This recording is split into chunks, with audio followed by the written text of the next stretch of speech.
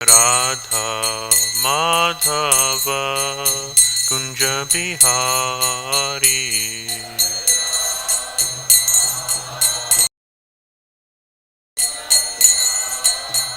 Jaya Radha Madhava Kunja Bihari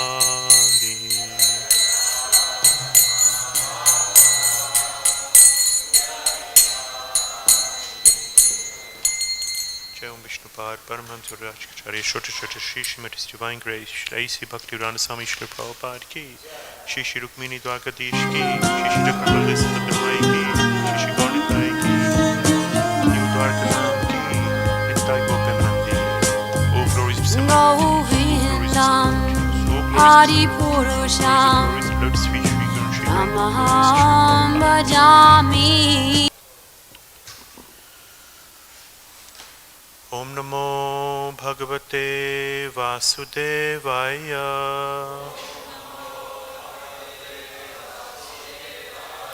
Om Namo Bhagavate Vasudevaya.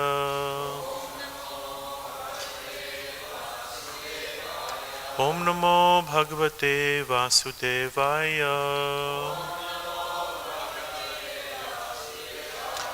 Narayana Namaskritya Naram Chaiva Narottamam Devim Saraswatim Vyasam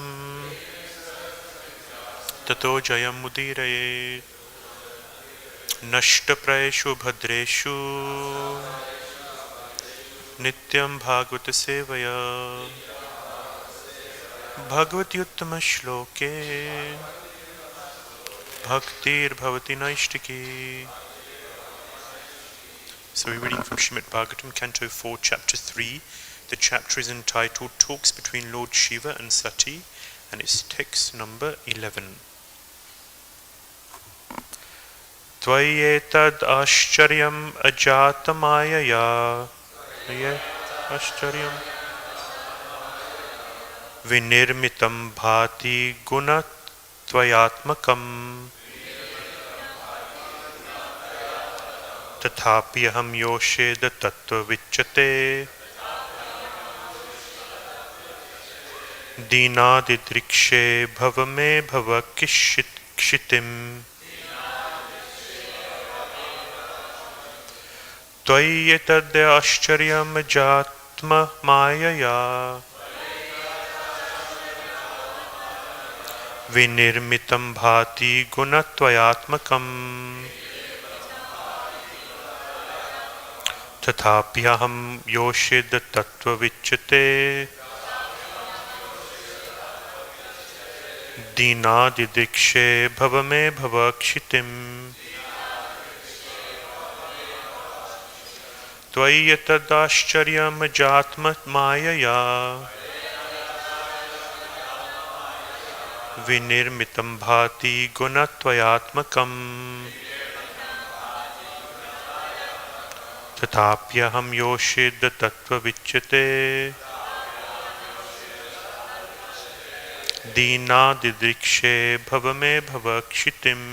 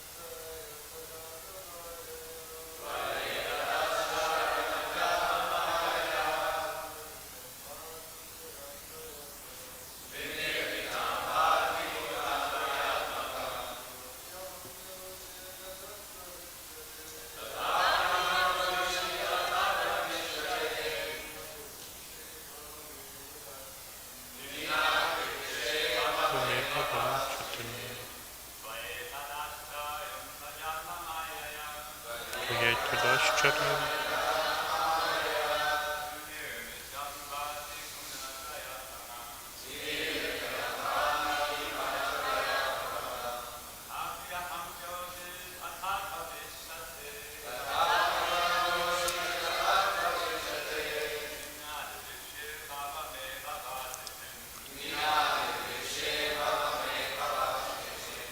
Vaishnavis. etad āścaryam ajātma-māyayā vinirmitam guṇa-trayātmakam tathāpy aham yoṣid atattva-vicate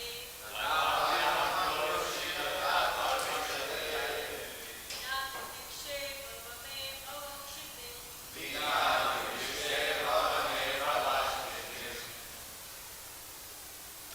Tvayy, in you, etad, this, āścaryam, wonderful, aja, O Lord Śiva, ātma-māyayā, by the external energy of the Supreme Lord,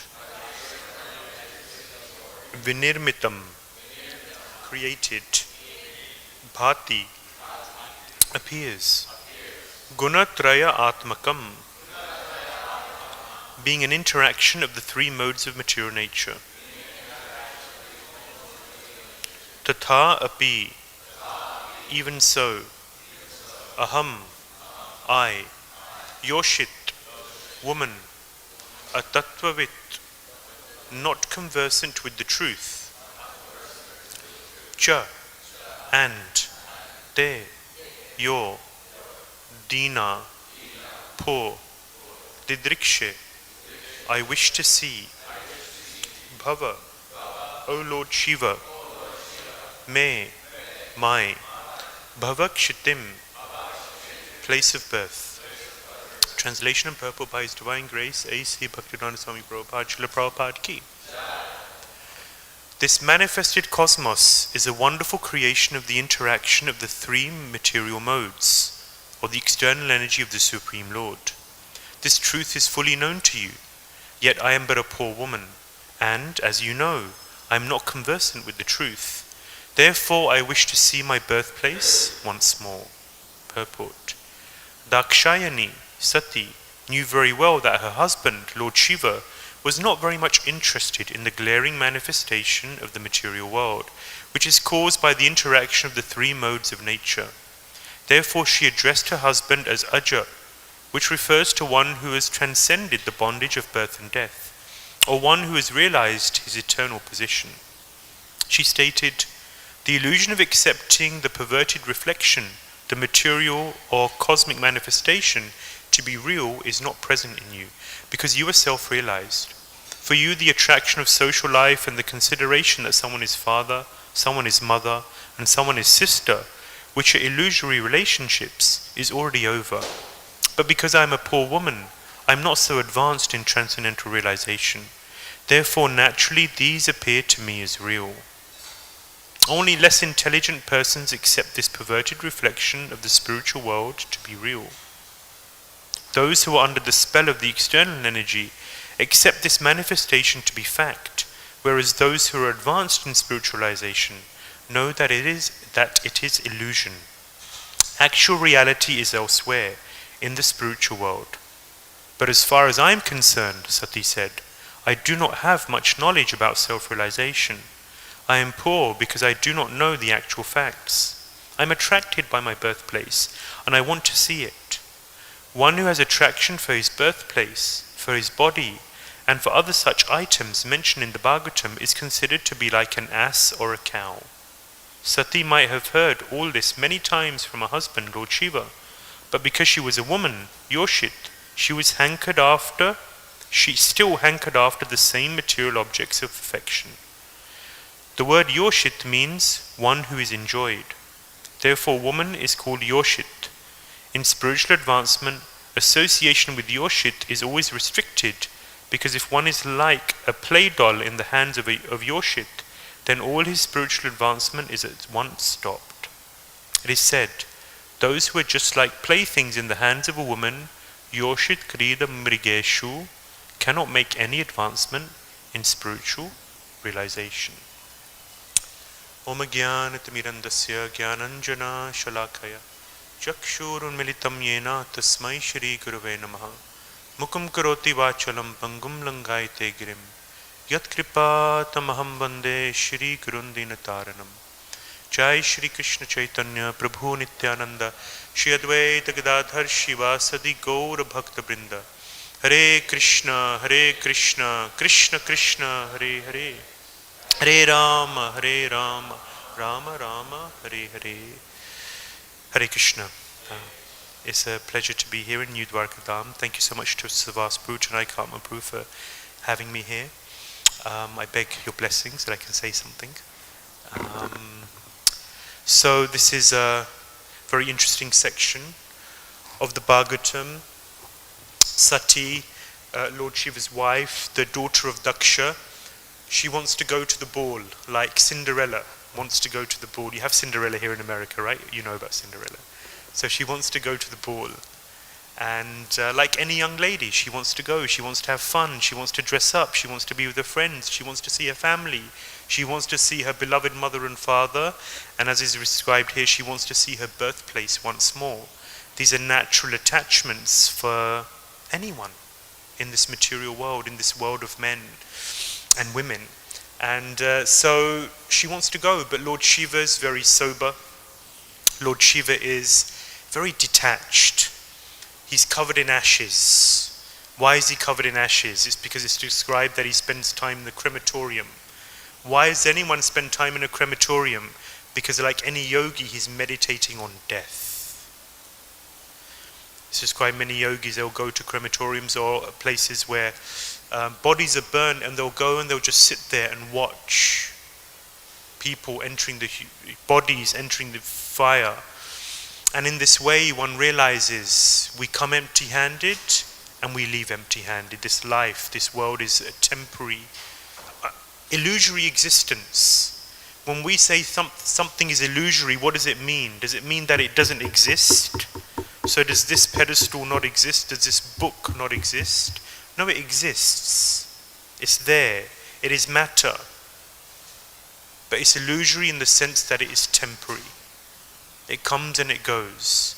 Ādi-antavanta tu kaunteya nate shuramate buddha. Krishna says that an intelligent person does not indulge in such things because he knows that these things are temporary. So Lord Shiva is on this transcendental platform. So Sati here is, she's begging her husband, please, let's go. Come with me. But because of the previous issue between Daksha, particularly because of the previous issue between Daksha and Shiva, Shiva is reluctant to go. He doesn't think it's a good idea. So Sati here is being used as an example. Yesterday a nice point came up regarding this. Sati is a great personality. How is it that she is being used here as this example of an attached woman, as seemingly an ordinary conditioned soul? So I was reflecting on this, and ultimately, you know, there's various reasons we see this throughout our scriptures. Arjuna is being used as a normal, conditioned soul, attached to his family, his grandfather, his uncles, his cousins. He doesn't want to fight and kill them. He's an illusion about the nature of the soul and the impermanence of the body. So then Krishna instructs him. Even Lord Shiva himself, we'll see later in the 8th canto, he's used as an example. Mohini Murti comes. He misses it. He's busy drinking. But then when he asks the Lord, please give me darshan of your amazing form, I missed out. Then he's bewildered. And he's seemingly, of course, Vaishnavanam Yatha Shambhu, he's the greatest Vaishnava. But for all intents and purposes, he's absorbed in lust.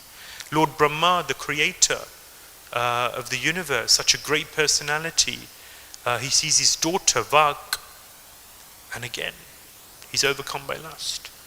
So we see this throughout our scriptures where great personalities seemingly are overcome by mundane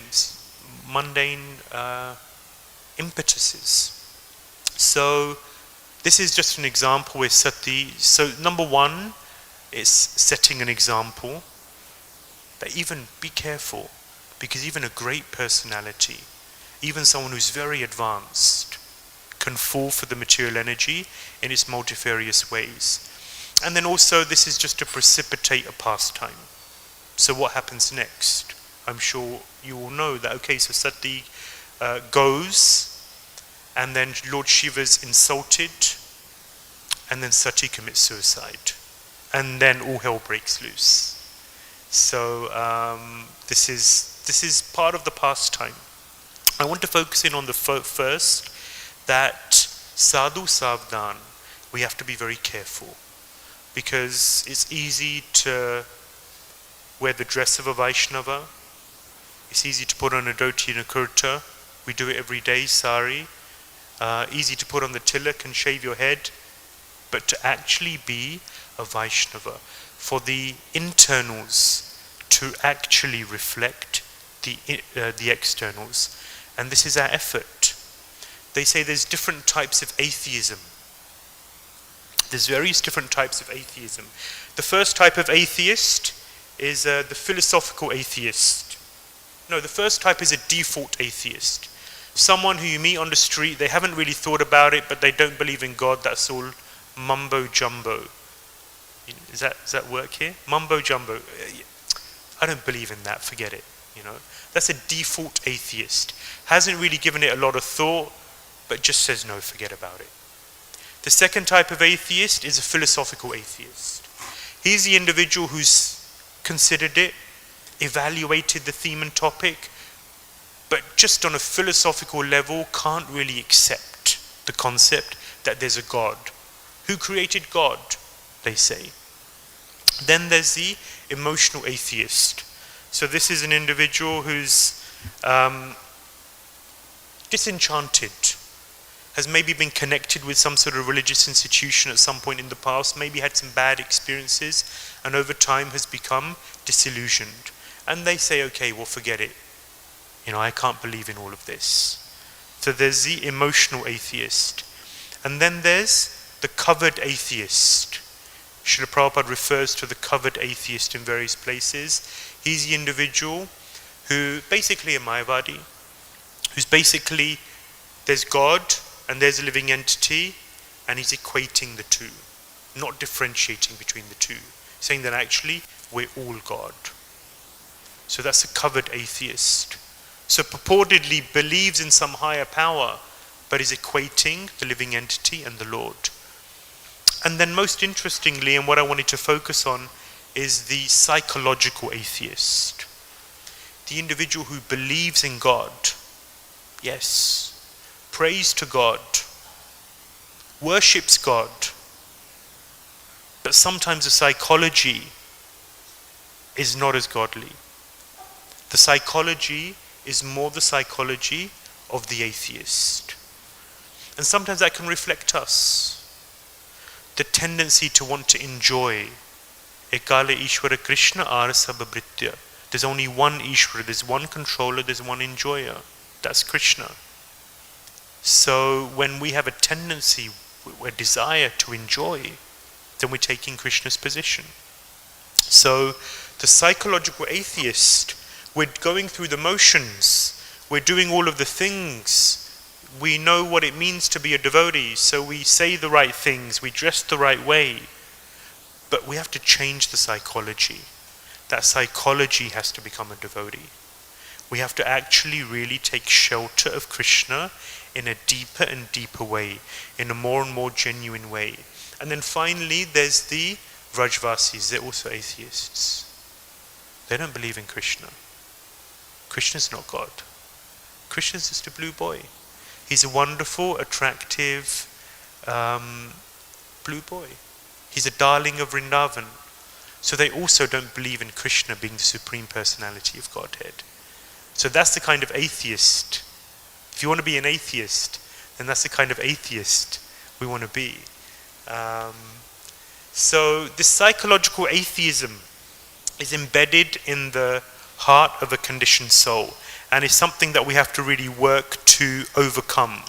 Because what we see here in this pastime is that, so what we can take, one of the points that we can take from the example of Sati is that yes, there's the external She's a great personality. She's married to Lord Śiva. But the internal has to also follow the external. So in our society, it's very easy to win plaudits and win praise. I remember I was telling the devotees last night, I remember I wanted to win my first marathon. I joined the temple and I was told to do book distribution, and so my goal became winning the marathon. So, at first I really didn't want to distribute books, but then my spiritual master told me, distribute books. And he said, inspire others to distribute books. So then it was a real conundrum. If I don't want to distribute books myself, then how am I ever going to inspire anyone else? But it was the order of my spiritual master. So then I really took shelter of that. And in any given situation, my mentality was, and maybe is, to get to the top. So I thought, okay, I've got to win the marathon. So then I worked hard to learn how to distribute books, to see who the top guns, watch them, shadow them, take their tips and tricks, their meditations, and to win the marathon. And then a few years down the line, okay, so I won the marathon in the UK. And I remember my mother was there, she was crying. And everyone stood up. They said, hurry ball, hurry ball. I went up, received my presents, went and sat back down again, and that was the end of it. Finished. And then we didn't hear about the marathon again until, next November. And that was a bit empty. I worked so hard for that. And then it makes you think, okay, what is this actually about? And I remember winning marathons, but feeling empty. Not empty, that's maybe a bit strong, but not feeling as spiritually inspired as I thought I would be and as I thought I should be. So then I began to reflect that actually, okay, there's something missing here. What is actually missing? Because ultimately, whatever we do has to be done with a particular purpose, with a particular goal, and that cannot be for myself. The conditioned soul is so accustomed. It's just a psychological tendency, habit, to take, to receive. Even if you're giving, there has to be something in it for me. What's in it for me? And that's something that we have to overcome. We have to learn to give. Yashoda. Da means to give. Yash means fame. So Yashoda is a giver. She's giving fame. Kirtida. Same. Nanda. Da means to give. Everyone in Vrindavan is a giver. They're giving. They're giving. They're giving. And then you think, okay, well, I'm also giving. Krishna's not as interested in what we're giving as opposed to what we're keeping behind our back. If a pauper gives $1 and a rich man gives $1, Krishna's not looking at the dollar. He's looking at what the rich man is keeping behind his back. So, learning to really give. And recently, my bio's gone out, so I was requested by my spiritual, or instruction or request to go down the process of taking sannyas. And then suddenly, when this became news within our community in Hungary, the level of respect suddenly rose. The way devotees dealt with me changed. And I felt really uncomfortable with that, because I thought, I'm the same person. From one day to the next, I didn't change. But suddenly the externals change. So sometimes we give respect based on the number of years. We give respect based on the social position. We give respect based on ashram, managerial responsibility, and all of these are valid. They're worthy of respect. But at the same time, what's most worthy of respect? What is Krishna really looking for? Is devotion. Humility, dīnā, is the root of devotion. It's the root of prema. So the degree to which one has actually developed Krishna consciousness, to that degree, they should receive respect. Of course, it's a difficult thing to quantify, and then this is why we need external measures. But we have to reflect. When I was thinking about this, I was just thinking, I got to catch up. I got to become a devotee. I actually have to become Krishna conscious, because devotees have so many expectations, and we have to try our best to live up to those. So those expectations can be a good thing. Not that we're doing it for a show, but actually I have to become a real devotee. I actually have to develop genuine devotion to Krishna. And really become, because when we see our acharyas, they're so deeply absorbed in Krishna. Vishwanath Chakravarti Thakur, actually after Jiva Goswami, there was chaos in our parampara, because there was no clear successor, and there was no one to really decide what was right and what was wrong. So there were issues. So sometime later, Vishwanath Chakravarti Thakur came, and he really steadied things along with one of his Shiksha disciples, Baladev Vidyabhushan. So Vishwanath Chakravarti Thakur is described or understood that he was really empowered by Rupa Goswami to move forward and expand on some of the teachings that Rupa Goswami had given but hadn't elaborated on. So Chakravarti Thakur was writing many books. So on one occasion he was writing a book called Mantrartha Deepika, and in this book he was elaborating on the Gayatri mantras. So he came to the Kama Gayatri mantra, and he was studying and researching about it, and he read in Krishnadas Kaviraj Goswami's Chaitanya Charitamrita that this mantra has 24.5 syllables. But he was counting the syllables, and I won't say the mantra, but for those of you who have second initiation, you can go through the Kama Gayatri mantra, and if you count the syllables, it sounds like there's 25 syllables. But Kaviraj Goswami had written in Chaitanya Charitamrita that there are 24.5 syllables. And those 24.5 syllables represent the 24.5 moons of Krishna. So he said there's 10 moons, the fingernails are there's 10 moons here. The toenails represent 10 moons, that's 20. Then Krishna's cheeks represent another 2. Krishna's eyes, another 2, and then Krishna's forehead, the half moon. So it's 24.5. But he was counting 25. He was going through the mantra again and again. He was counting 25 syllables. Then he started researching, and it seemed to say, in all of Shastra, it seemed to say that he's got 25, that the Kama Gayatri mantra has 25 syllables. So Chakravarti Thakur was really disturbed. He didn't know what to do. So he was researching, looking, couldn't understand. But he had such faith in Krishnadas Kaviraj Goswami that whatever he said is the truth. He's faultless.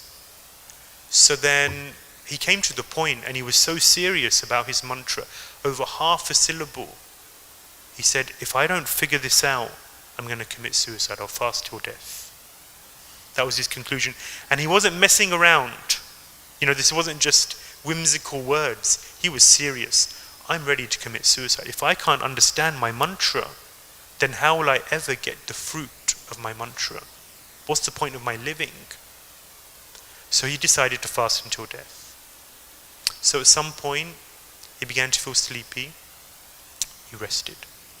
So then Radharani came to him in his dream, and she said, you're my servant, and I still want various things to be done through you. So, I'm going to give you the answer. In this very obscure Sanskrit grammar book, the rule that you're looking for is there, and that will answer all of your queries. Kaviraj Goswami is right. Your faith is well placed.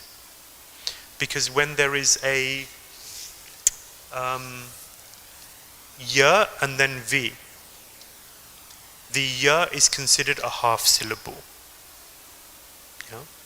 So devaya and then vidmehe. The ya is considered a half syllable when it's followed by a vi. And so this was the answer. So he woke up in the morning. He was really upset that his vision had gone, but he was in bliss. And he went to this book that was mentioned. He found this book and he looked up the rule, and there it was in black and white, confirmed. So the ya was a half syllable, and therefore there's 24 and a half syllables in the Calm Gayatri mantra. And he was so relieved.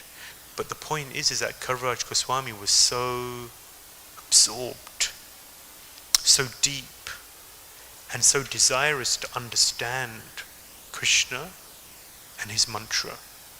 So that kind of depth, that kind of absorption, that kind of seriousness to really understand Krishna is so beautiful, is so wonderful, and inspiring. So we go through the day and we do so many things. Our mission, Prabhupada has so kindly given us such a wide-ranging mission in Krishna consciousness. There's something for everyone. Of course, it's Prabhupada marathon time, and everyone should distribute Srila Prabhupada's books. That's the lifeblood of our movement. But at the same time, there's so many aspects of our mission.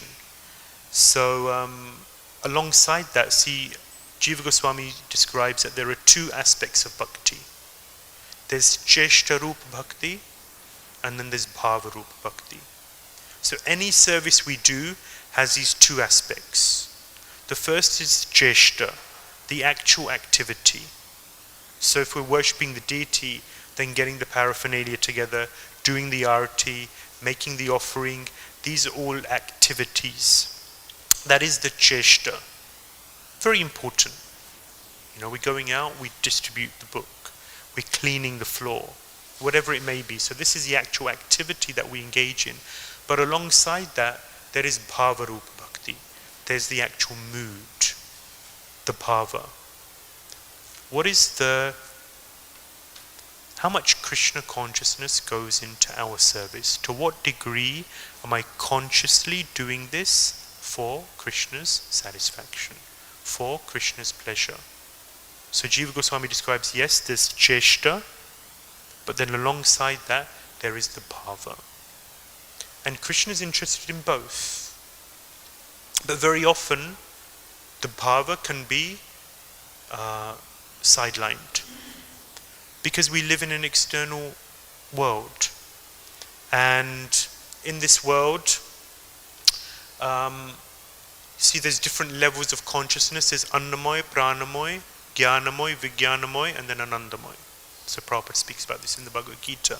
So there's Pranamoy. Pranamoy is the externals. What does everyone see? What is out for show? And it's easy to be absorbed in and to focus in on what is seen externally. What do people see? But there's deeper levels of consciousness. There's deeper layers of functioning. And yesterday, I think in the purport, this verse was mentioned. Or maybe Truttakama Prabhu mentioned this verse. I think so. āścaryam eva hare pujanya shradai hate na tad bhakteshu chanyeshu sabhakta prakrita smita. That there's a devotee, he's on the altar, he's worshipping the deity. That means he's second initiated. That means he's worthy of respect. Rupa Goswami says that someone who's second initiated, you pay him your obeisances. So this person is worshipping the deity, going through the motions, he's a devotee. But he doesn't really respect the devotees. He doesn't really see much in terms of the Vaishnavas. For him, it's just me and Krishna. That's his focus. He's an external devotee. He's a materialistic devotee. Sabhakta prakrita smrita. such a devotee is understood to be a materialistic devotee. We have to make sure that we're not on that platform. Actually, it's interesting when in the 11th canto, these verses, they describe the Kanishta Adhikari, the Madhyama Adhikari, and the Uttama Adhikari. And a lot of it is based on what are their interactions with others. How do they interact with other devotees, with other individuals? So the Madhyama Adhikari, Ishwara Tadadhineshu, Balesheshu Dvishatsu cha, Prema Maitri Kripopeksha, Yakkaroti Samadhyama. So what is a Madhyama Adhikari? He's someone who knows how to interact with different types of devotees. The Lord he worships with love. The Vaishnavas he interacts with friendship. For the inimical people, apeksha, he keeps them distance. And for others who are open, he gives them mercy, means he gives them Krishna. And in this way, a Madhyama Adhikari will have positive, uplifting, peaceful dealings with other individuals. He knows how to interact in different situations. And the interactions are based on a mood of humility, and I'm working on myself. I'm trying to become a devotee. I'm trying to become a Vaishnava, a genuine Vaishnava. And just some thoughts on what we can take from this pastime. If there's any corrections, comments. Yes. You mentioned about how the pauper offers a dollar and the rich man offers $1, and it's not so much what you give, but how much you keep. I use that analogy sometimes too, but do you know where that actually comes from? Is it from the Shastra or some pastime or like that? I haven't read it in Shastra. That doesn't mean it's not there, but I've heard it in various places. So, but I haven't read it in Shastra. Maybe someone else. Does anyone else know? Like something Srila Prabhupada mentioned or anything like that? Sorry, I can't help. Also, I'm not sure whether it's coming from Prabhupada. I've definitely heard it in various places, but I can't verify whether it was Prabhupada.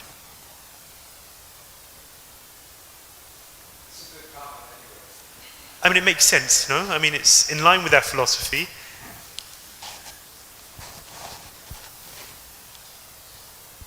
Yes, Prabhu. Prabhu, how does, it seems like we're talking a lot about the difference between like external behavior and internal behavior. How does internal behavior naturally develop? Does it just come from like doing sadhana automatically? Does it arise, or does one has to be very like intentful in cultivating it? Yes. So in the 5th canto of the Bhagavatam, it describes, I think this is Rishabdev's teachings to his 100 sons. Yasyasti bhaktir bhagavati kinchana sarvai tatra sarvair guna tatra samasate sura harava bhaktasya kukto mahadguna. So basically, as we practice, what the verse is saying, as we practice devotional service, all of the good qualities of the demigods are invested into that individual.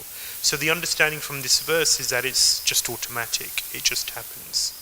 But Prabhupada explains that a devotee should also cultivate these qualities. So both have to go on. So if someone has a tendency of being rude or brash, you know, and if they're in the society of devotees, then okay, he's practicing devotional service, it'll go. But at the same time, he should make an effort to work on this, because otherwise he's not going to be able to perform devotional service very well. And therefore the effect, the purifying effect of that devotional service won't really be there so much. So both have to go on side by side. A devotee has to be introspective.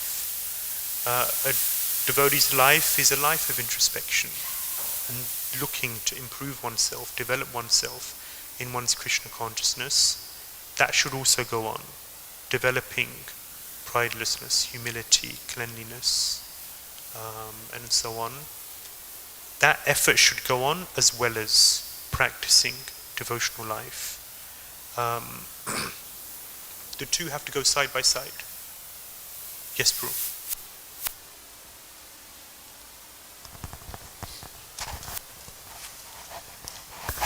Thank you, Prabhu. Is there a difference between a psychological atheist and a neophyte devotee? Or is it just a matter of how you look at it? It sounded like that psychological atheist was doing a lot of Krishna conscious things. So, yeah, a psychological atheist, I think, is a conditioned soul. So it can be a beginner devotee, it can also be a madhyamadikari. That the remnants are there. We see in the example of Bharat Maharaj, he's a bhava, but still, there's some desire, some attachment, or the attachment arises. That means a seed is there in the heart, and that's a bhava.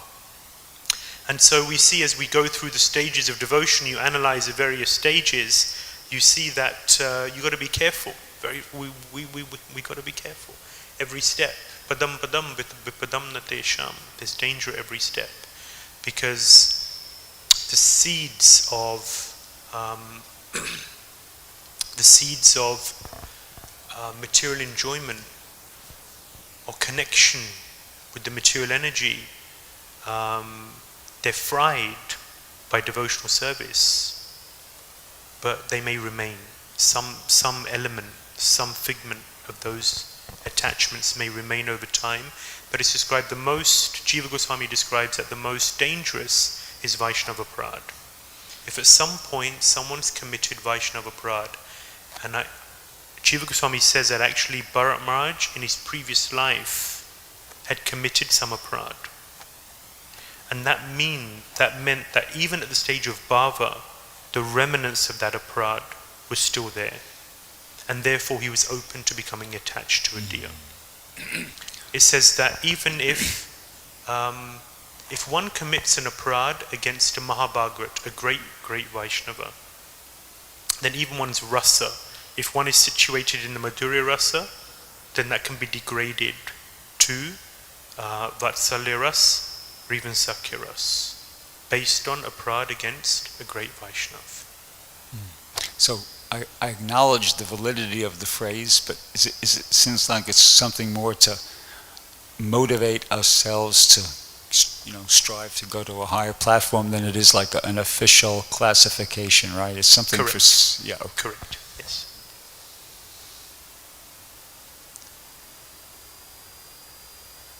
Thank you very much, everyone. Guṇa-trayātmakam ki jai, Shri Rukmini Dvakadesh ki, Shri Jagannath Baldev Subhadramai ki, Shri Gaurnitai ki. Hang on, everybody. We're going to be showing a picture here that hopefully will be interesting to everybody. Yes, apologies. This is breaking news. So breaking news, some of you I'm sure you know that Vladimir Putin, President of Russia, he's visiting Delhi, and when they met, then Narendra Modi, the Prime Minister of India, he gave Putin a Bhagavad Gita, a Russian Bhagavad Gita.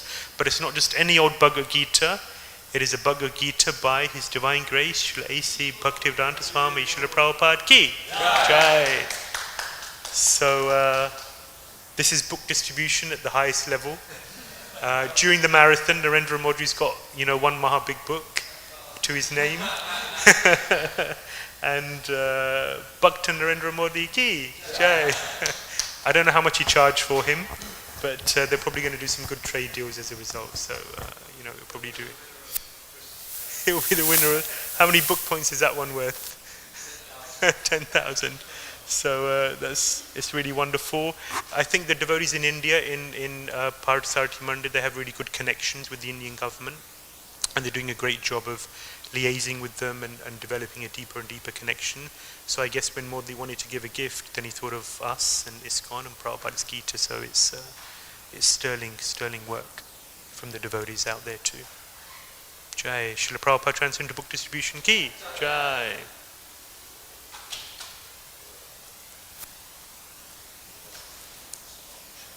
Thank you so much.